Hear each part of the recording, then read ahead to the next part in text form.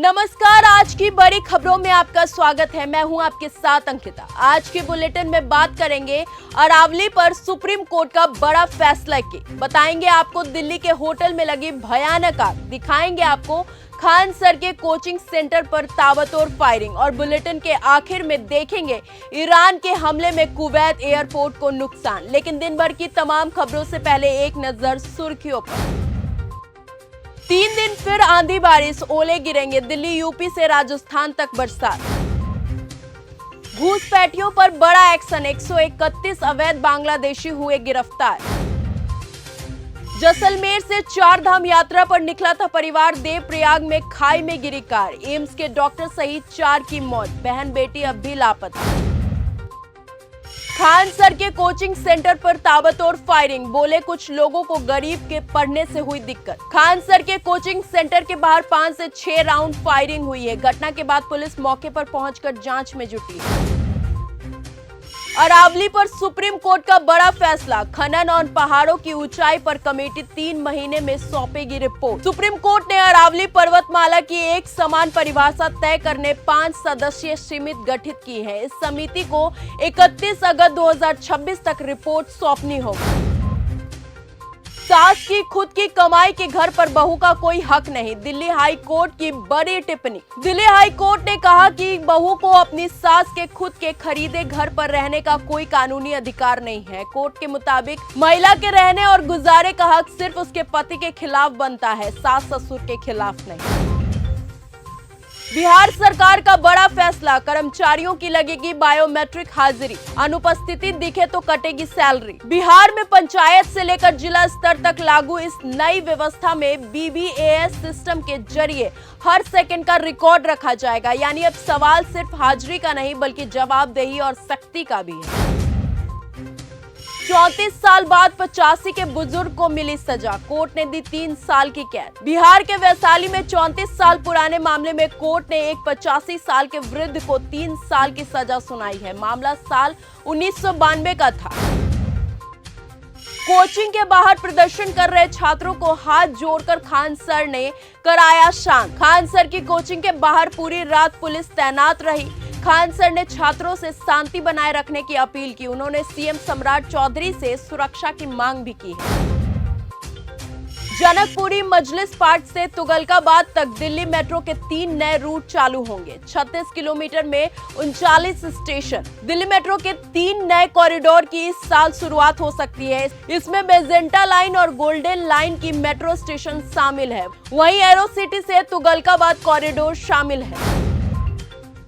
दिल्ली के एक बहुमंजिला होटल में लगी भयानक आग, 10 लोग की मौत, मरने वालों में ज्यादातर विदेशी। दिल्ली के हौजरानी इलाके में फ्लोरिस्ट इन होटल में लगी आग में कम से कम 10 लोगों की मौत हो गई। घायलों को नजदीक के अस्पताल में भर्ती कराया गया। छाती पर पैर रखकर पसलियां तोड़ी, केरल में 18 महीने के मासूम के साथ मां और उसके प्रेमी ने की दरिंदगी। तिरुवनंतपुरम में एक मासूम बच्चे की संदिग्ध परिस्थितियों में मौत के मामले में पुलिस ने बड़ा खुलासा किया है। बच्चे की मां और उसके साथी पर गंभीर आरोप लगाए गए हैं। दिल्ली नोएडा से गुरुग्राम फरीदाबाद तक मिलेगी सुपर फास्ट स्पीड। एनसीआर को मिलने जा रहा है 6 लेन का नया एक्सप्रेसवे। डीएनडी के एमपी एक्सप्रेसवे का काम लगभग पूरा हो चुका है। अगले महीने ये आम जनता के लिए खोला जा सकता है। पीएम मोदी 6 लेन वाले हाई स्पीड एक्सप्रेसवे का उद्घाटन कर सकते हैं। अमेरिका में H-1B वीजा के लिए 2 लाख लोगों ने दी 96 लाख की फीस, डॉक्टरों की हो रही है किल्लत। अमेरिका में काम करने के लिए H-1B वीजा लेना होता है। अब अमेरिकी सरकार ऐसे वीजा एप्लीकेशन का निपटारा 15 दिन में करने के लिए $1 लाख वसूल रही है। नहीं तो फिर सामान्य रूप से करीबन 7.5 महीने लग सकते हैं।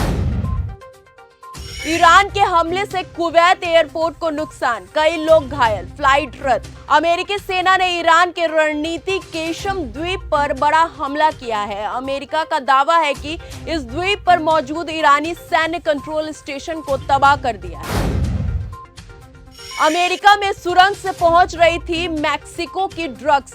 590 मीटर की कोकीन हाईवे का वीडियो। सुपर एडवांस सुरंग बनाकर मैक्सिको से ड्रग की तस्करी अमेरिका में की जा रही थी। खास बात यह थी कि ये सुरंग अमेरिका के अंदर एक आम से दुकान में खुलती थी और इसके अंदर हाइड्रोलिक लिफ्ट से लेकर रेल लाइन तक की सुविधा थी।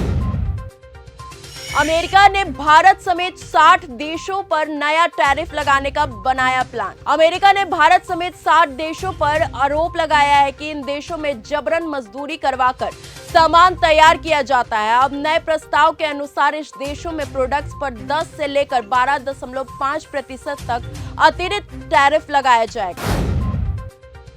ईरान ने किया अमेरिकी नेवी के हेडक्वार्टर पर स्ट्राइक का दावा। ट्रंप की सेना ने सुनाई दूसरी कहानी। एक तरफ ईरान ने दावा किया है कि उसने बहरीन और कुवैत में अमेरिका के एक बड़े सैन्य मुख्यालय और उसके ठिकानों पर निशाना बनाया है। वहीं अमेरिका का दावा है कि ईरान के सभी हमले नाकाम हो चुके हैं और जवाबी कार्रवाई भी हो गई। तो फिलहाल आज के इस बुलेटिन में सिर्फ इतना ही। देश और दुनिया की तमाम खबरों के साथ ऐसे ही जुड़े रहने के लिए बने रहिए हमारे साथ और देखते रहिए न्यूज गंगा। अगर आपको ये हमारा वीडियो पसंद आया हो तो इसे लाइक और शेयर करना बिल्कुल न भूलें। साथ ही हमारे चैनल न्यूज गंगा को सब्सक्राइब और फॉलो जरूर करें ताकि देश और दुनिया की हर बड़ी खबर आप तक सबसे पहले पहुंचे।